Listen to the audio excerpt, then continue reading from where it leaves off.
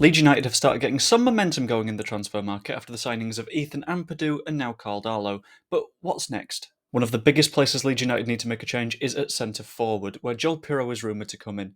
Watch on to find out what the issues are, how Pirro plays, and how he fixes those problems. First up, you've got the specific problems that Leeds United are dealing with when it comes to a number 9, and there are a lot of them. The first problem is that Leeds' probable best player last season and one of the most efficient performers in front of goal, Rodrigo, has been sold to Qatar for £3 million, 9 times less than what we paid for him. It's not very good and needs replacing, immediately. Someone that was meant to come in and fill that gap is Jorginho Rutter, but there's a slight issue with that in that he's not a straight number 9. He's not a finisher of chances, he's a creator. He can play as a second striker off whoever the number 9 is, but he can't do that job, which means we still need to keep looking. There's also the issue of Patrick Bamford. I like him, he seems like a nice guy, but he lost confidence quite a while ago, and he's a confidence player.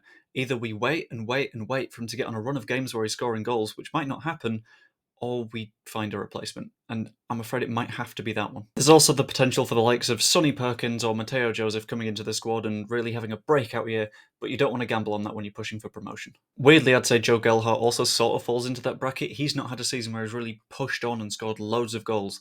He's a mix of Rutter being more creative than a finisher, and one of the younger players who isn't quite ready, I think. So what's the answer to the question? It looks increasingly like it might be Pirro at Swansea. He's a Dutch striker and he's very good. He scored 19 goals last season in the Championship while still outperforming his XG. He scored 22 in the season before that, so he's a 20-a-year striker on average.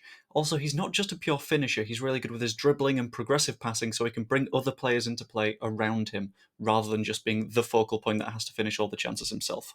Of course, as with any footballer, he's got his weaknesses. He's not very good in the air, he's in the 7th percentile for headers won, which means that he's really going to be relying on second balls and through balls rather than a long ball wanged up to the top with Pirro doing his thing. Looking at the data as well, he's not really got the numbers of someone that presses a defence. I don't know how that'll translate into Farke's system, or if he just didn't do much of that at Swansea, but it could be something to keep an eye on.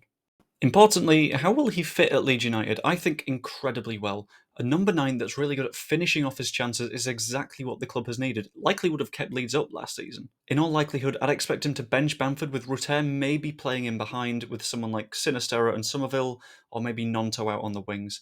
His ability to pass and dribble with the ball means that he could really bring the other attacking players into the game and help them to score goals as well. Leeds as an overall attacking unit would fly up in quality by introducing Pirro. The one major issue is the rumoured fee of approximately £15 million, but then again, if you're the 49ers, this is the time that you put your money where your mouth is and really start to build a squad. I hope you enjoyed that video. Let me know what you think the squad needs and how the 49ers and Daniel Farke can work together to really build something that can push for promotion this season.